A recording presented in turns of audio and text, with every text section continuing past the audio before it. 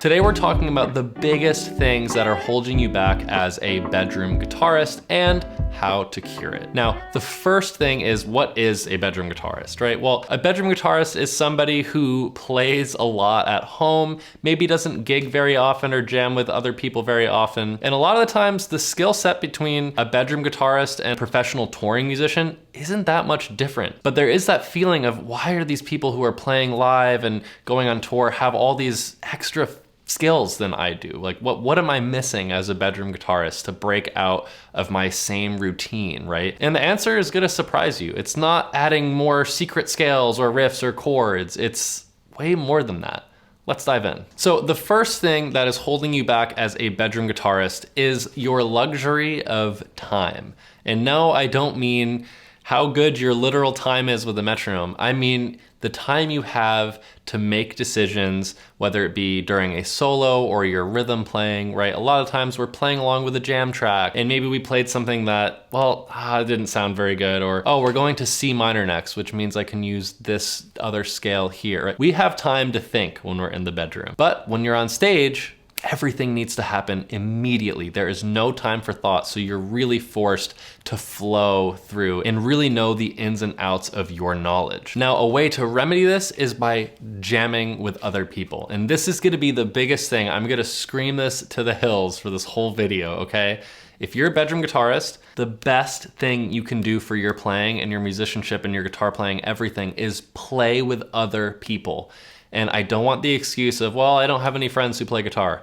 They don't have to be playing guitar. You could play with a vocalist, accompanying a vocalist. Huge skill shed. You could play with a drummer, you and drums, you and bass, you and a piano player. It doesn't matter what instrument it is. Jamming with another musician will elevate your guitar playing to new levels very quickly. I always use this example. I went to Berklee College of Music for 4 years, graduated with a degree in jazz guitar performance. I learned more from playing with my peers and my professors than I did every single Berklee class combined. That's a testament to how powerful playing with other people is, because you're exercising everything you've been practicing in your bedroom in real time. You're responding to a live, ever-changing event, right? And there's other ways to practice this outside of with another person, although you need to be jamming with someone else. Ideally, a guitar player, yes, and super ideally, a guitar player who is way better than you. The more musicians that you can play with who are better than you, the better they will make you, okay? If you feel like you're the best player in the room and you're like on top of everyone, you're in the wrong room. You should be in the room where you feel so dumb and low-key lost. That's the room you should be in, okay? I remember when I first moved to LA, I went to a couple jazz jams that I had no business being in. Like I was getting lost in the form. I was getting thrown in the absolute deep end. But guess what? 3 weeks into going to that jazz jam, I started to be able to hang a little bit. And then eventually I was like, oh, I can do this. Everyone's elevating you. You're hearing the best, juiciest ideas all the time and seeing how it all works in real time. If you're struggling to find someone to jam with, go to an open mic. Every place in the world has an open mic somewhere, okay? There's a street musician in the alleyway busking. Like, you can find another human being to play music with no matter where you are. Now, I understand that everyone can't be jamming with someone else 24/7. You know, you have work, you got kids, you got a schedule, you have a life, I get it. So other ways that you can remedy this is by playing along with records. And ideally, live records. Maybe you have a live YouTube performance of one of your favorite artists playing live. And the key is live, because what I want you to do is I want you to listen to how the band is reacting and responding to each other. And there's 2 ways I want you to listen, which I call active listening, okay?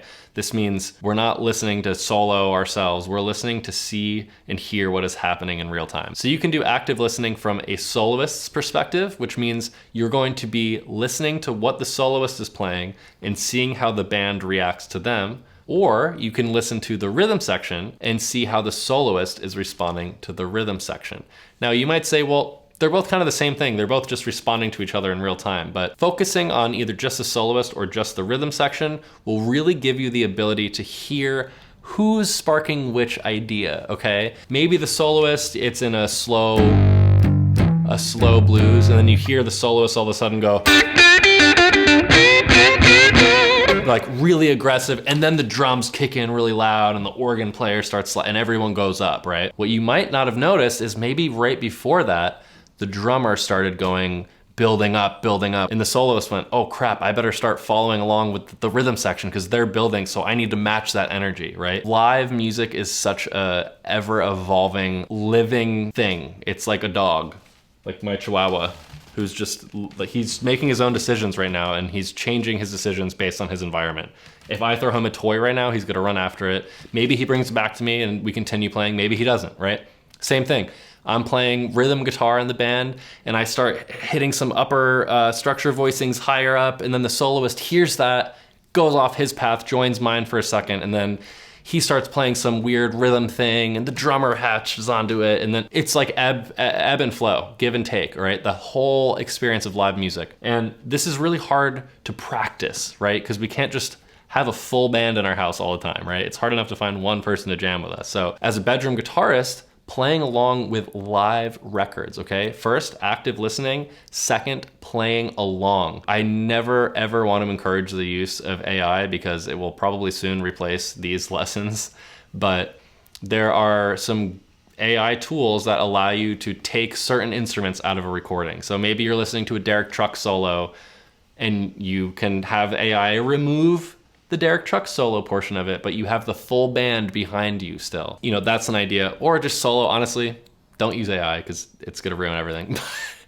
What you could do is just play on top of the record, right? Over the Derek Trucks solo or something. But the whole method here is I want you to embody and feel the experience of responding in real time, okay? That's the biggest thing. Again, talking about the luxury of time as a bedroom guitarist. If we make a mistake somewhere, we go, it's not a big deal. I'll just restart my solo, or I'll just rest for 3 or 4 bars and then come back in. In the real world, it doesn't fly like that, okay?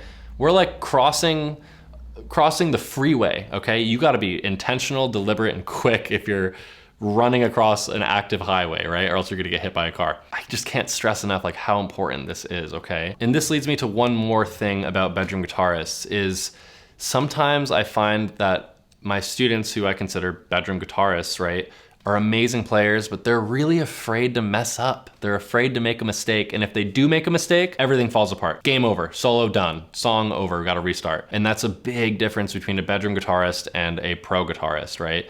Because if something goes wrong live, you just keep rolling with the punches.